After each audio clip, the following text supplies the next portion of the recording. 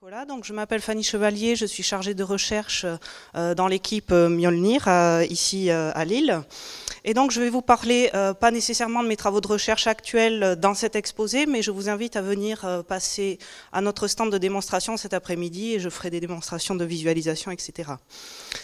Aujourd'hui, j'ai envie de vous parler d'un sujet plutôt qui me trotte la tête depuis quelque temps, qui s'intitule donc vers une meilleure appréciation des algorithmes qui nous entourent. Et par appréciation, j'entends compréhension et pour arriver à mieux interpréter les algorithmes et les comprendre. Donc des algorithmes, en fait, on en a partout, vous les utilisez tout le temps, enfin vous en servez tout le temps, il y en a dans tous vos dispositifs. Par exemple, quand vous rentrez un nouveau contact dans votre téléphone va automatiquement aller chercher pas mal d'informations sur ce contact dans des bases de données quelque part qui se trouvent sur la toile. Donc automatiquement, la photo de votre nouveau contact va s'afficher, son identifiant Skype, peut-être même votre téléphone va vous proposer de nouveaux contacts. Donc vous entriez seulement un numéro et puis un algorithme derrière vous propose plein de nouvelles choses que vous n'aviez pas forcément demandé. Vous avez Google Maps qui est plutôt pratique, donc il va vous proposer votre meilleur chemin pour aller à une destination. Google Maps va se baser sur des informations donc agrégées de tous les utilisateurs, toutes les personnes qui ont déjà emprunté les mêmes itinéraires. Donc parfois il nous amène dans des chemins boueux, mais quand même ça reste pratique de manière générale.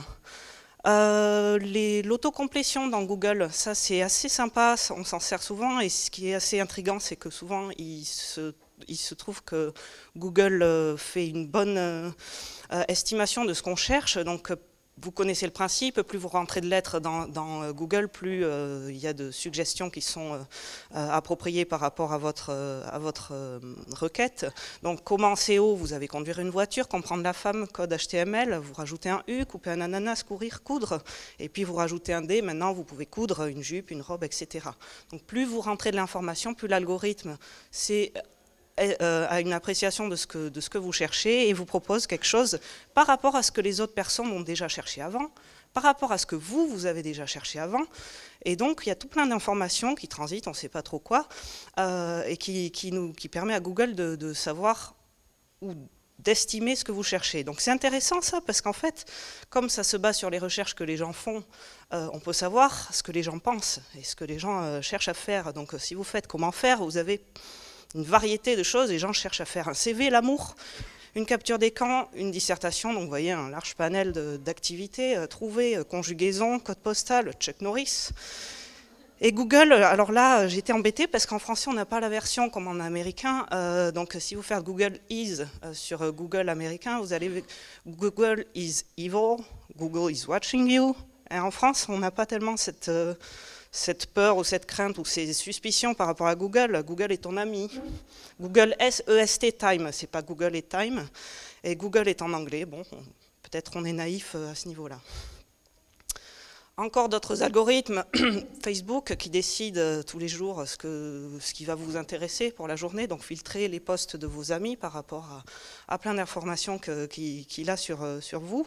Et vous voyez sur la gauche là, de l'image, la droite plutôt, ma gauche, les entreprises aussi qui cherchent à vous connaître pour proposer des publicités qui sont le mieux adaptées à vous, qui vont essayer de vous faire cliquer sur les publicités. Alors Facebook a un modèle derrière qui essaye de savoir qui vous êtes, et moi j'étais intéressée, je suis allée voir ce que Facebook pense de moi, et je ne comprends pas bien.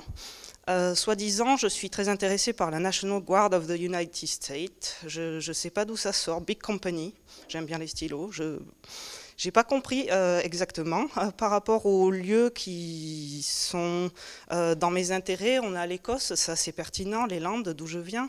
Par contre, je ne vois pas pourquoi il a l'impression, Google, que j'ai envie d'aller en Louisiane ou à Sevier Country, Utah, je ne sais pas.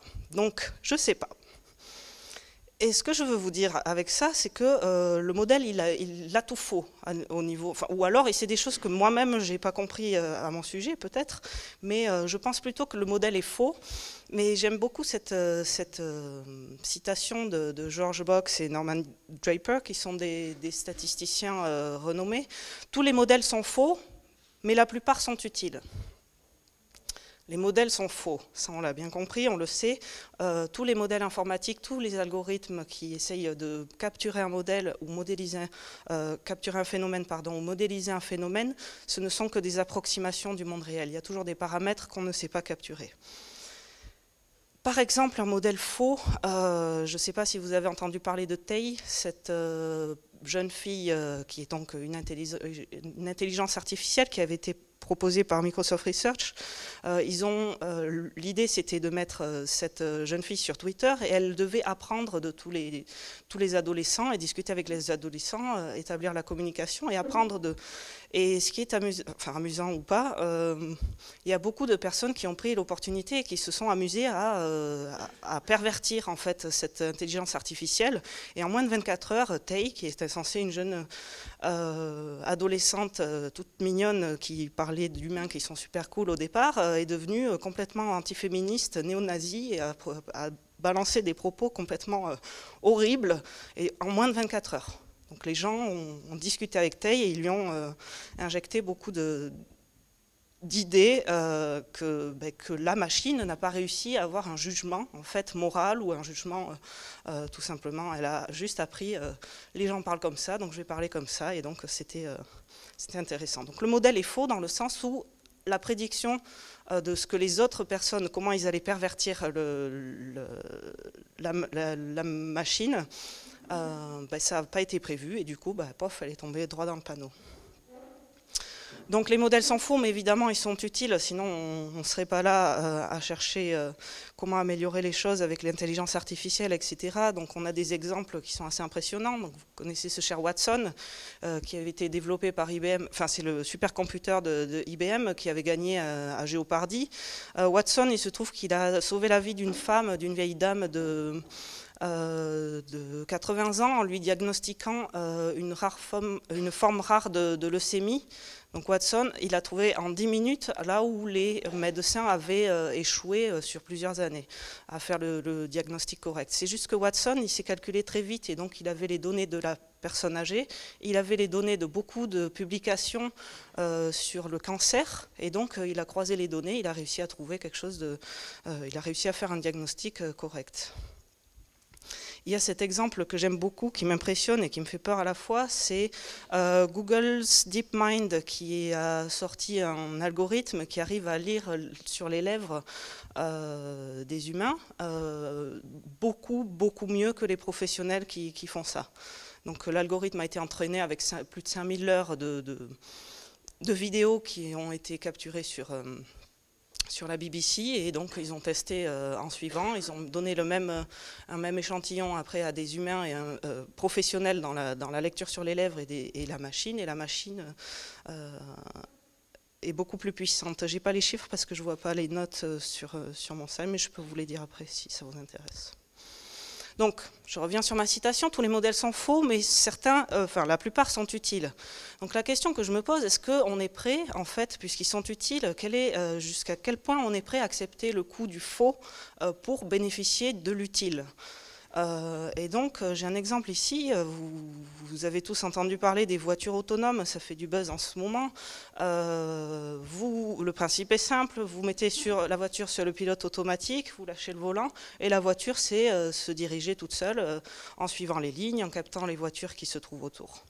Donc quand ça marche, c'est super bien, parce que vous voyez, vous avez là une voiture, vous allez voir, il y a un camion qui arrive sur la gauche, et hop, la voiture a détecté le camion, et elle s'est déviée et elle a plus ou moins quasiment sauvé la vie de la personne parce que la voiture a pu anticiper un accident et éventuellement dévier sa courbe pour éviter la collision avec le camion. C'est bien quand ça marche, c'est moins bien quand ça marche pas.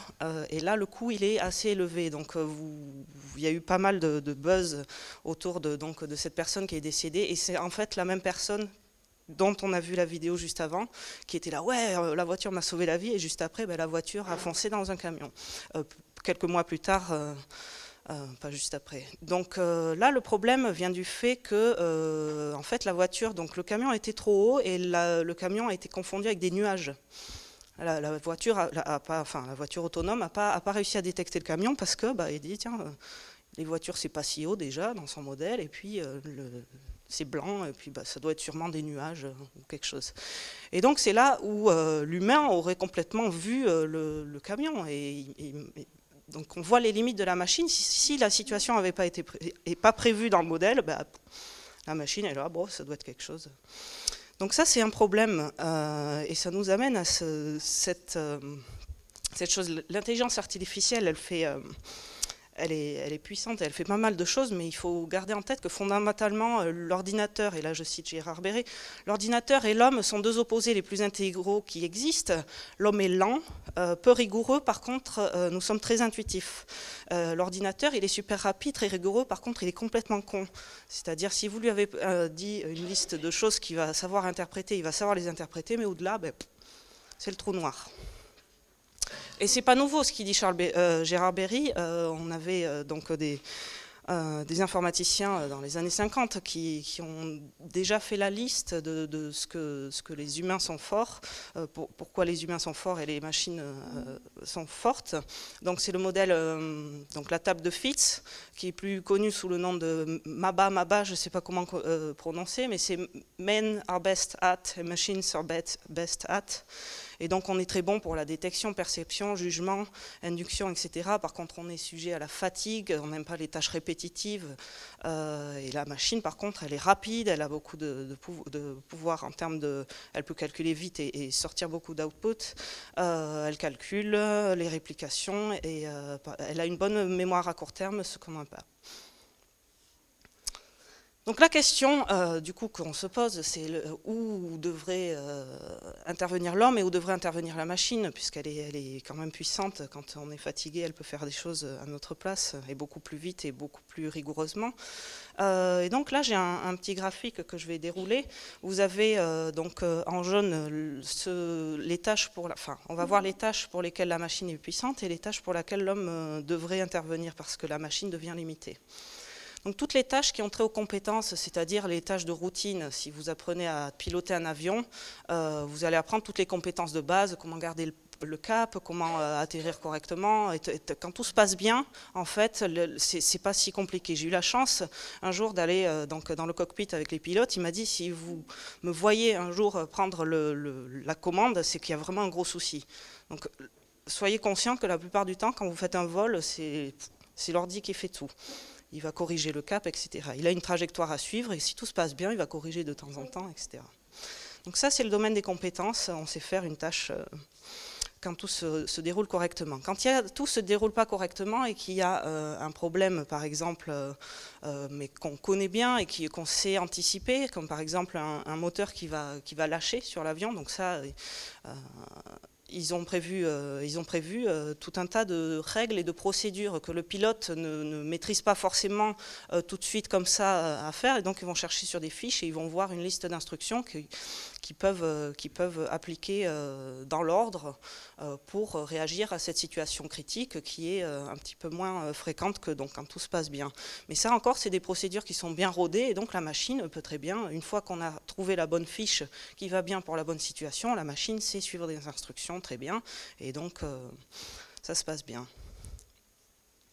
Quand ça se passe un petit peu moins bien et qu'on arrive à des situations que la machine ne sait pas bien faire, qu'on n'a pas de fiche qui va nous aider à résoudre le problème, donc quand vraiment il y a tout qui lâche, c'est là où on a donc beaucoup plus besoin de l'humain, dans le sens où c'est lui qui sait interpréter tous les paramètres. Il est là, le pilote, il a les connaissances, il a appris à piloter, et il va pouvoir apprécier toutes les paramètres et qui interviennent donc dans la situation de crise.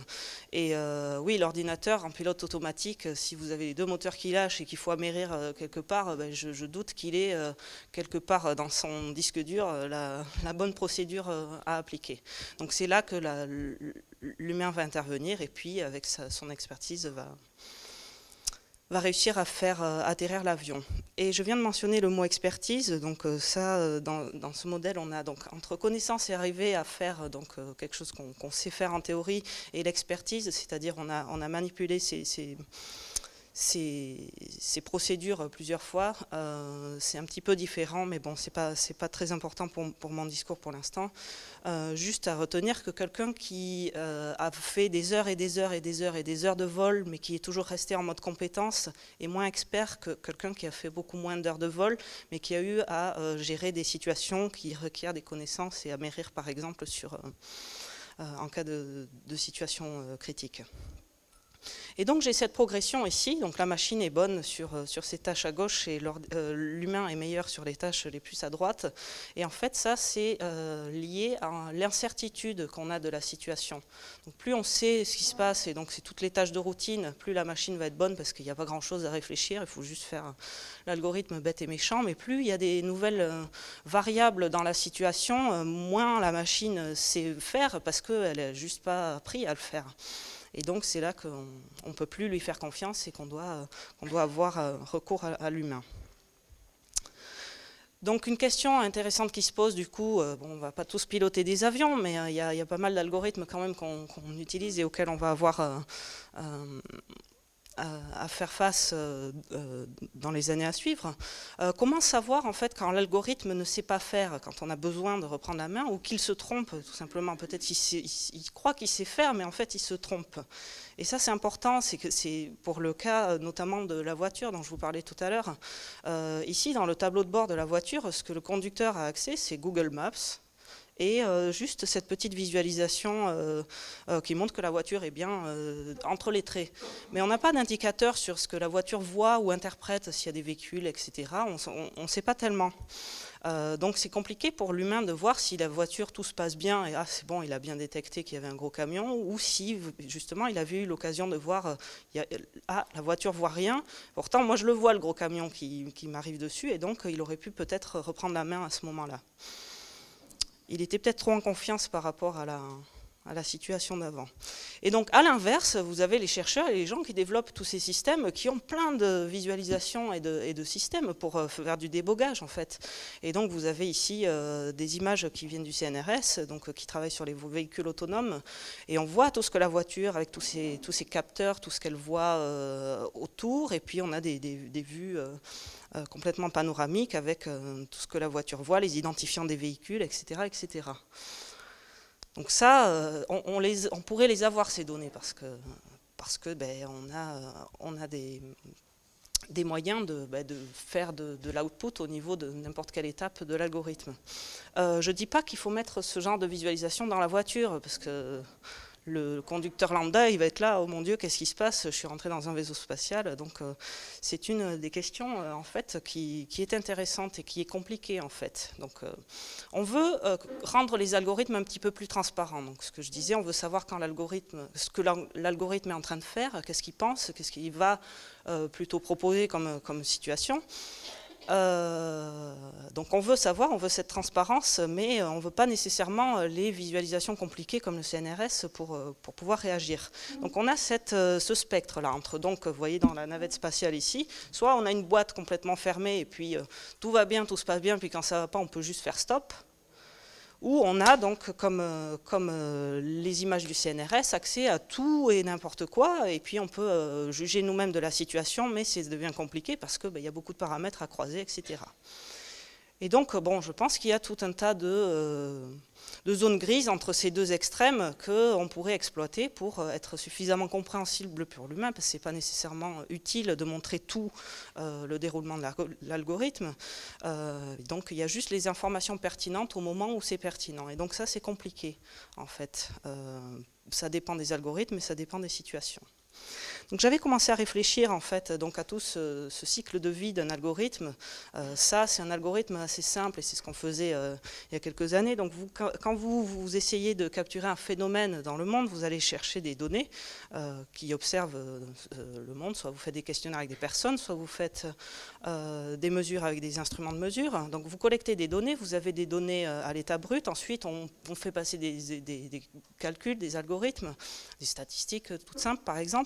Et ensuite, donc, soit l'ordinateur, entre guillemets, prend une décision et fait une action en fonction de ces résultats, soit vous présente le résultat directement au travers d'une visualisation ou de chiffres dans un rapport. Donc ça, c'est c'est un cycle qui est assez simple. Et quand je vous disais le modèle peut être faux en fait à n'importe quelle étape de ce cycle. Donc il peut être faux rien qu'au départ au niveau de la capture des données. En fait, quand vous capturez des données, il faut savoir qu'on essaye de capturer un phénomène, mais en fait, quand on capture un phénomène, on est en train de prendre plein de décisions sur ce qu'on capture au moment de la capture. C'est-à-dire que si je veux regarder des températures, je vais prendre que des températures, mais pourquoi il ne faudrait pas en fait capturer tout l'ensemble des paramètres qui se trouvent dans le monde au moment où je capture les températures, parce que c'est du contexte et peut-être que c'est d'autres paramètres qu'on n'a pas décidé de capturer ont une interaction avec ces températures. Et donc on ne capture pas le phénomène dans son intégralité, évidemment, parce qu'on ne peut pas capturer tout ce qui se passe dans le monde dans son intégralité. Donc il y a pas mal de décisions qui se prennent, et donc ça c'est le protocole, elles sont définies dans le protocole de collection des données. Et ça, en fait, malheureusement, c'est très rarement communiqué. On prend souvent la fin de la flèche là, et les résultats, et on ne sait pas quand, qui, comment, pourquoi ont été collectées les données. Et ça, c'est un problème parce que, en fait, c'est vachement important. Si vous collectez des données qui datent d'il y a 80 ans, ça ne veut pas dire la même chose que des données qui sont toutes récentes. Si vous capturez 3 points de données au lieu de 60 milliards, c'est différent. Et souvent, on n'a pas cette information et c'est dommage. Donc la complétude, la qualité, l'incertitude, etc., c'est pas souvent communiqué et pourtant c'est important. J'ai un petit exemple ici. Ça devient un problème en fait quand on se rend compte que les données qu'il y a derrière, elles sont pas véritables. Et on a eu cet exemple avec Uber. Donc là, je dis pas que c'est la collecte qui s'est mal passée. La controverse, c'est que donc, cette personne avait appelé Uber et sur son écran, donc vous voyez sur le petit point bleu, c'est là où la personne se situe. Et donc elle voit qu'il y a 4 véhicules à proximité et pourtant Uber lui dit dans 17 minutes on peut venir te chercher. Et donc là, la chercheuse s'est posé des questions et a collecté des données. Et donc sa supposition, son hypothèse, c'est que Google, en fait, pas Google, pardon, lapsus, Uber, créer des voitures fantômes en fait pour vous faire croire que oui, il y a plein de monde qui peut venir vous chercher, continuez à utiliser mon service, parce que de toute façon c'est bon, vous aurez un taxi bientôt. Et là, c'est pas normal que 4 véhicules si proches mettent 17 minutes à venir. Donc c'est là que ça a tiqué. Et donc, quand vous vous rendez compte que les données qui sont sous-jacentes, ou plus tard le modèle, il y a un problème avec ça, tout d'un coup, vous faites beaucoup moins confiance, voire plus du tout confiance à la machine et à l'algorithme. Et le danger, c'est soit vous quittez tout, soit à chaque fois que le truc vous dit quelque chose, vous êtes là... et vous ne faites plus confiance. Et donc ça, c'est un problème. Et si on avait par contre les moyens de voir, c'est bon, ils sont juste à l'arrêt, ou je ne sais pas, si on avait un moyen de savoir pourquoi il y a cette réponse par rapport à ces données, là, on pourrait comprendre et faire preuve de jugement. Oui, ok, j'accepte la raison que tu me donnes, ou je refuse.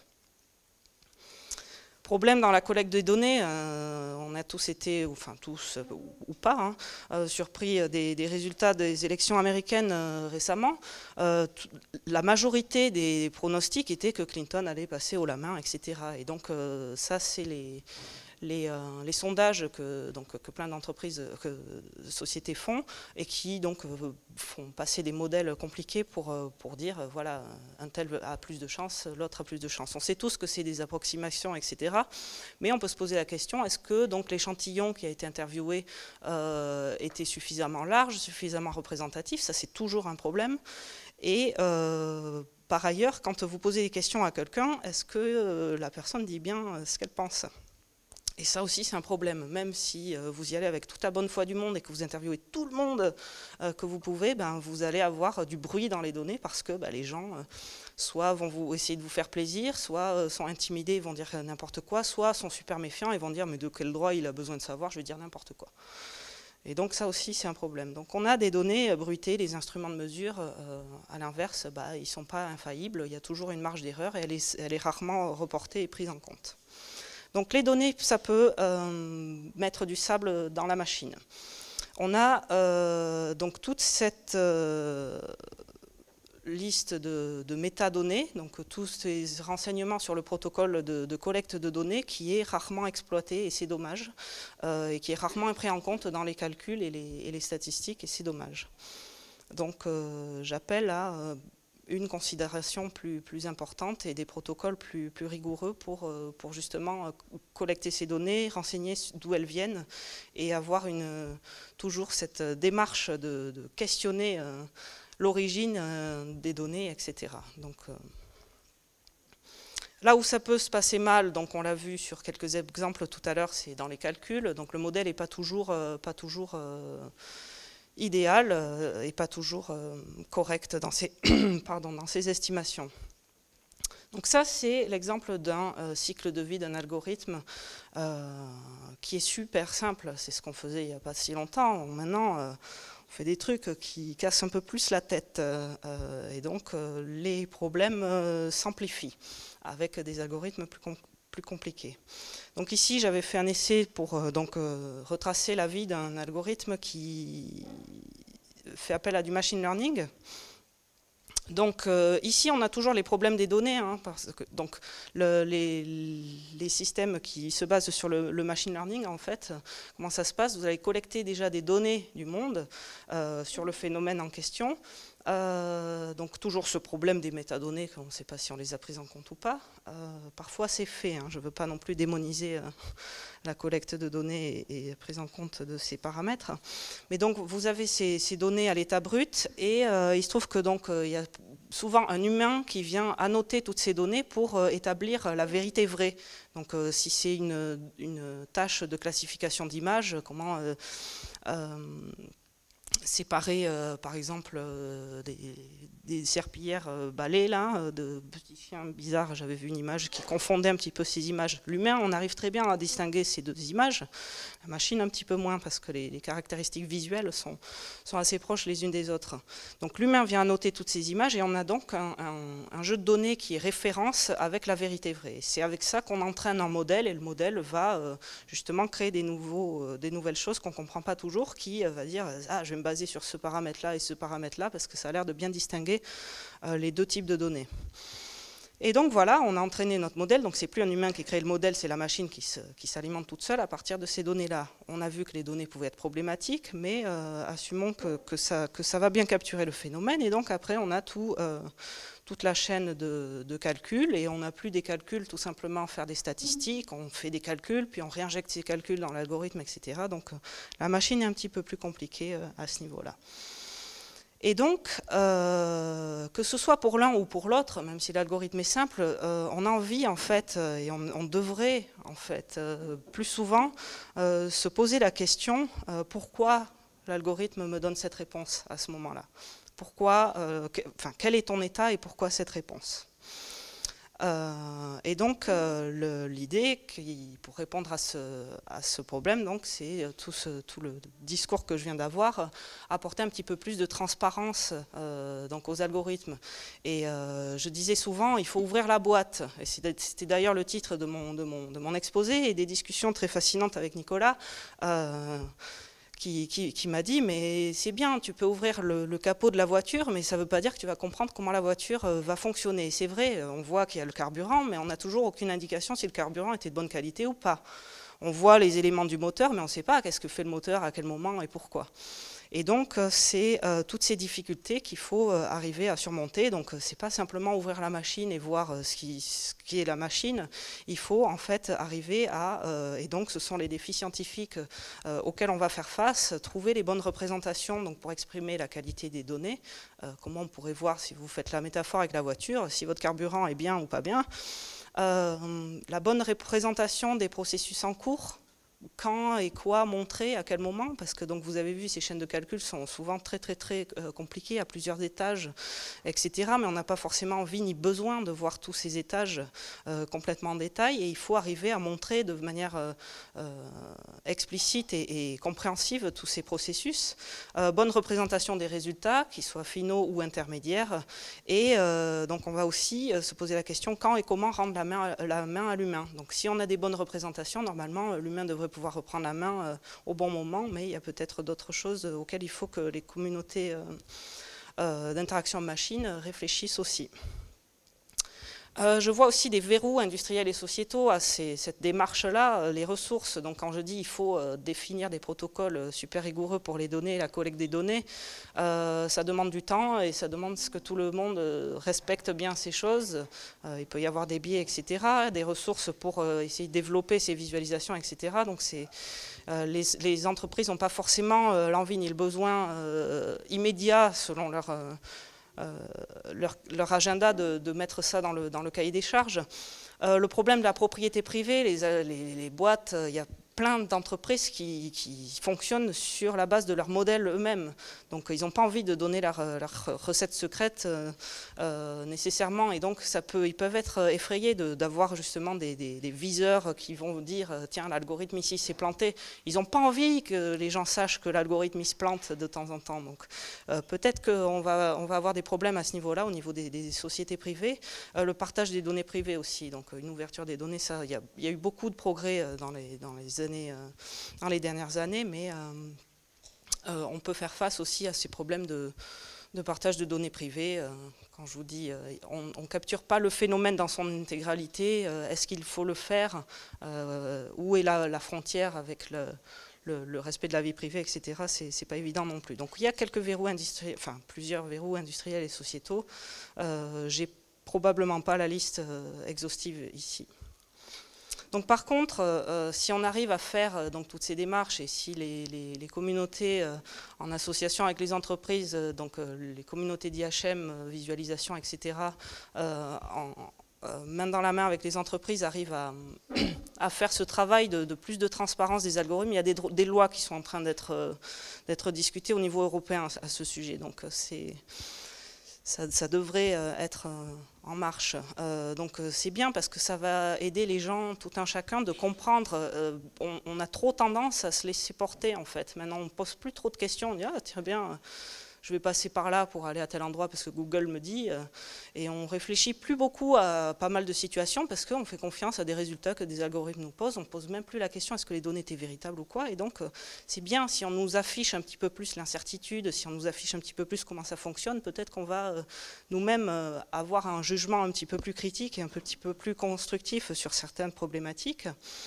C'est vachement important parce que quand l'algorithme se trompe, on va avoir la possibilité de lui dire ah il y a un camion là, tu t'es trompé, et donc lui apprendre et justement améliorer l'algorithme si on a les mécanismes en place pour pouvoir faire de la sorte. Et le problème de confiance dont je vous parlais tout à l'heure avec Uber, si les gens ouvrent la boîte et qu'on arrive à voir ce qui se passe dans les algorithmes, ben, on leur fera probablement un petit peu plus confiance. Et même quand la machine se plante, ben, comme on sait que c'est transparent et que les machines ne sont pas infaillibles, ça devrait aller mieux. Et comprendre pourquoi j'ai mis ça. Ah oui, parce que j'avais un exemple que j'aime beaucoup ici. Les chercheurs eux-mêmes ne comprennent pas toujours ce que font les algorithmes intelligents. Et là, on a un exemple donc, de chercheurs. C'est intéressant parce qu'ils se sont posé la question pour un algorithme qui marche, en fait. L'algorithme fait des tâches de réponse à des questions à partir d'une image. Donc, par exemple, quelle est la couleur des yeux de l'animal dans la première image et qu'est-ce qui couvre les fenêtres dans la deuxième image. Et donc, l'algorithme répond juste. Et ils se sont posé la question quand même, pourquoi cette réponse ? Et ce qui est intéressant, donc ils ont regardé ce que les humains regardent dans l'image directement quand on leur pose cette question. Et ça, c'est la première colonne que vous voyez avec les heatmaps. Plus c'est rouge, plus c'est là où les personnes ont posé leurs yeux pour répondre à la question. Et vous avez donc dans les deux autres colonnes ce que les machines, donc deux algorithmes différents, regardent. Pour le chat, tout se passe très bien, ils arrivent à voir les yeux, ils voient que c'est une scène avec un chat. Pour la chambre, c'est différent. Ils supposent, donc la machine répond juste, les stores, et pourtant elle a regardé le lit. Et en fait, elle a regardé le lit, les chercheurs supposent qu'elle a regardé, parce qu'ils ne comprennent pas complètement le réseau de neurones, comment fonctionne et comment il a réfléchi, mais ils supposent que l'ordinateur a identifié une scène de chambre, et qu'est-ce qui est le plus important dans la chambre, c'est le lit, et donc la machine va chercher sur le lit, et pourtant, avec d'autres données qu'elle a appris autre part, elle dit c'est un store. Bon, quid ? Et là, ça nous pose donc des questions. On veut comprendre, même quand la machine trouve juste. Et donc, ça m'amène à ma conclusion.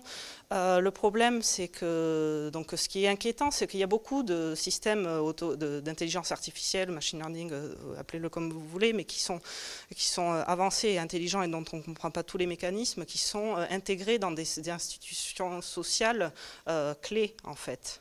Et le problème, c'est que même ils ont été intégrés, même si on n'a pas encore une bonne appréciation donc, de leur précision et des effets qu'ils peuvent avoir sur la société ou l'économie. Et ils n'ont pas été rigoureusement étudiés ou validés. Et donc ça, c'est un problème. Et j'espère qu'avec les idées que je viens de présenter, on arrivera éventuellement tous ensemble à avancer vers plus de transparence. Avec ça, je vous laisse une image d'une machine qui joue aux échecs contre moi. Je ne sais pas jouer aux échecs très bien, mais c'est pas mal parce que ça illustre comment on pourrait révéler comment la machine pense quand elle joue aux échecs. Je vous remercie, je veux bien prendre les questions.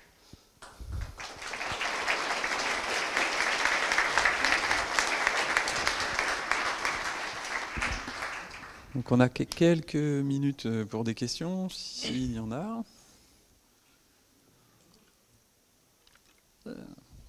Oui, non. Je vais commencer par un truc qui n'est pas une question, c'est juste une info. C'est en fait ce que vient de raconter Fanny, ça va devenir de plus en plus important, notamment parce qu'il y a des directives européennes qui risquent de s'imposer à tout le monde là et qui vont obliger les gens qui conçoivent des systèmes automatiques qui ont un impact sur la vie des citoyens. Donc il va falloir que les systèmes puissent expliquer les décisions qu'ils prennent. Donc ça veut dire que par exemple quand il y aura un traitement automatique de données que vous aurez fournies, il faudra que les gens qui ont conçu le système puissent expliquer pourquoi le système en question a décidé ce qu'il a décidé sur la base des données en entrée. Et du coup, pour que le système puisse expliquer, enfin ou pour que les gens qui ont conçu le système puissent expliquer, ce genre de travaux qui essayent de comprendre exactement ce qui se passe et de visualiser ce qui se passe, ça va devenir de plus en plus important, je pense.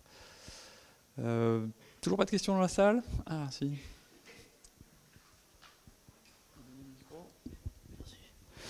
Bonjour à tout le monde. En fait, moi, je voulais juste réagir parce que je suis non-voyant. Et j'utilise Facebook, j'utilise des systèmes Microsoft aussi. Donc, j'ai remarqué que de plus en plus d'images sont décrites par Facebook. Et ça, je peux que m'en réjouir.